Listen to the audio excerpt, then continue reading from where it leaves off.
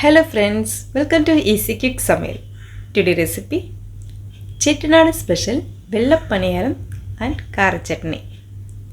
இதோட காம்பினேஷன் சூப்பரா இருக்குங்க. சாஃப்ட்டான வெள்ளை பணியாரத்து கூட கார சட்னி வச்சு சாப்பிடுறதுக்கு இன்னும் அல்டிமேட்டா இருக்கும்.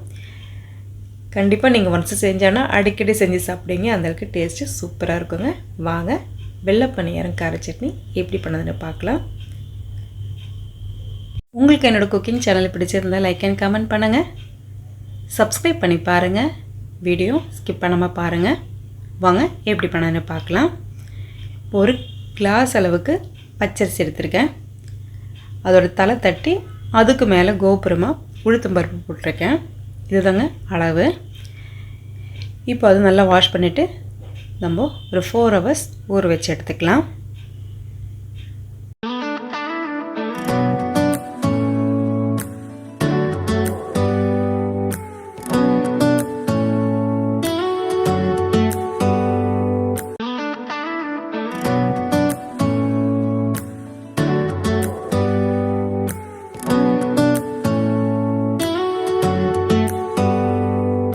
பச்சரிசி உளுத்தம்பருப்பும் 4 மணி நேரம் நல்லா ஊறி வந்திருக்கு. இப்போ நம்ம அது கேன்ட்ருக்கோம் இல்லை மிக்ஸி ஜாருக்கோ மாற்றி நம்ம அரைச்சி எடுத்துக்கலாம். இந்த அரைக்கும் போது வெள்ளை பணியாரம் நல்ல வெள்ளை வெள்ளையேன்னு வர்றதுக்கு ஒரு சீக்ரெட் ரெசிபி சேர்த்துருக்கேன் பாருங்கள். இது கொஞ்சோண்டு பால் சேர்த்து நம்ம அரைச்சி எடுத்துக்கலாம். இதுதாங்க சீக்ரெட்டு. நீங்கள் அரைச்சி எடுத்துகிட்டு மறுபடியும் ஒரு 4 hours கழிச்சுட்டு நீங்கள் பன்னீரை சுட்டு பாருங்கள். ரொம்ப ஃப்ளஃபியாக சாஃப்டாக ஒயிட் கலராக டேஸ்டியான வெள்ளை பன்னீர் நமக்கு கிடைக்குங்க. இப்போ இதெல்லாம் அரைச்சி எடுத்தாச்சு. இது ஒரு பவுலுக்கு நம்ம மாற்றி எடுத்துக்கலாம். இது கூட தேவையான உப்பும் ஒரு ஸ்பூனுக்கு சர்க்கரையும் சேர்த்துக்கலாம். இப்போ நல்லா தண்ணி விட்டு இந்த மாவு வந்து டைல்யூட் பண்ணி எடுத்துக்கலாம். தண்ணி வந்து ரொம்ப பார்த்து சேர்த்துக்கோங்க. ரொம்ப லிக்விடாகவும் இருக்கக்கூடாது, அதே மாதிரி மாவு நல்லா கெட்டியாகவும் இட்லி மாவு பதத்தில் இருக்கக்கூடாது. ஸோ வந்து நீங்கள் கொஞ்சம் பார்த்து பக்குவமாக தண்ணி சேர்த்துக்கோங்க. கிட்டத்தட்ட இந்த மாதிரி கன்சிஸ்டன்சி இருக்கணும். மாவு மிக்ஸ் பண்ண பிறகு ஒரு 4 hours ரெஸ்ட்டில் இருக்கட்டுங்க. அதுக்குள்ளே நம்ம கார சட்னி பண்ணலாம். கார சட்னிக்கு தேவையான பொருட்கள் பார்த்தோன்னா 2 தக்காளி எடுத்துருக்கேன், ஒரு 10-15 சின்ன வெங்காயம், 5-6 காஞ்ச மிளகாய், ஒரு கைப்பிடி அளவுக்கு பூண்டு, கொஞ்சோண்டு புளி. இப்போ இதெல்லாமே ஒரு மிக்ஸி ஜாருக்கு மாற்றிக்கலாம். நீங்கள் அம்மிக்கல் இருந்தாலும் நல்லா அரைச்சி எடுத்துக்கோங்க.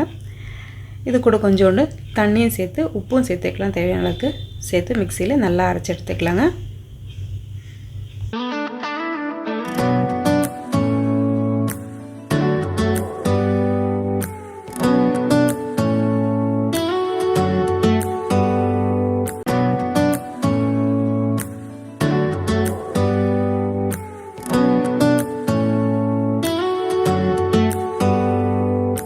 அரைச்செடுத்த கார சட்னி வந்து ஒரு கடாயில் எண்ணெய் விட்டு கடுகு, கருவேப்பிலை, கொஞ்சோண்டு பெருங்காயத்தூள் இருந்தாலும் அதை சேர்த்துக்கலாம். இது நல்லா பொரிஞ்சு வந்ததுமே நம்ம அரைச்சி வச்சா கார சட்னி எண்ணெயில் சேர்த்து ஒன்று நல்லா வதக்கி எடுத்துக்கலாங்க. இதோட தண்ணி நம்ம சேர்த்துருக்கோம்ல, அந்த தண்ணி நல்லா வற்றி வரன வரைக்கும் அதோட பச்சை வாசனையெல்லாம் நல்லா போயிடும். அதே மாதிரி டேஸ்ட்டும் நல்லா சூப்பராக இருக்கும். அதனால் கொஞ்சம் நல்லா மீடியம் ஹீட்டில் வச்சு நல்லா வதக்கி எடுத்துக்கோங்க. சட்னி ரெடி ஆகிடுச்சு. நம்மளோட மாவும் சூப்பராக ரெடி ஆகிடுச்சுங்க. இது நம்ம எண்ணெய் விட்டுட்டு, எண்ணெய் வந்து லோ ஹீட்டில் வச்சுட்டு தான் நீங்கள் சுட வேண்டியதாக இருக்கும். ரொம்ப ஹையில் போட்டோன்னா மாவெல்லாம் நல்லா கரைக்கிடும். அதனால் அடுப்பு எப்போவுமே மீடியம் ஹீட்டில் வச்சுக்கோங்க. லைட்டாக எண்ணெய் ஹீட் ஆனதுமே நம்ம மாவை எடுத்து ஊற்றிக்கலாம். பாருங்கள், மாவு நல்லா புஃப்னு எழும்பி வருது. இதுக்கு மேலே நீங்கள் ஆயில் லைட்டாக இந்த மாதிரி தெளிச்சும் விடலாம். இல்லை ஒரு 2-3 நிமிஷம் கழித்து நீங்கள் திருப்பி எடுத்துகிட்டு அந்த பக்கம் வந்த பிறகு நீங்கள் பிளேட்டுக்கு ட்ரான்ஸ்ஃபர் பண்ணிக்கலாம். ரொம்ப ரொம்ப டேஸ்டி அண்டு செய்கிறதுக்கு ரொம்ப சிம்பிளுங்க. ஒரு டிஃப்ரெண்ட்டான வீட்டில் பசங்களுக்கு பெரியவங்களுக்கு எல்லாமே செஞ்சு கொடுக்கணும்னு நினச்சா நீங்கள் கட்டாயமாக இந்த வெள்ளை பணியாரை செஞ்சு கொடுத்து பாருங்கள். எல்லாருக்கும் ரொம்ப பிடிக்கும். கண்டிப்பாக ட்ரை பண்ணி பாருங்கள். உங்களுக்கு நம்ம சேனல் பிடிச்சிருந்தா கண்டிப்பாக ஃபாலோ பண்ணி சப்ஸ்கிரைப் பண்ணுங்கள். தேங்க்ஸ் ஃபார் வாட்சிங்.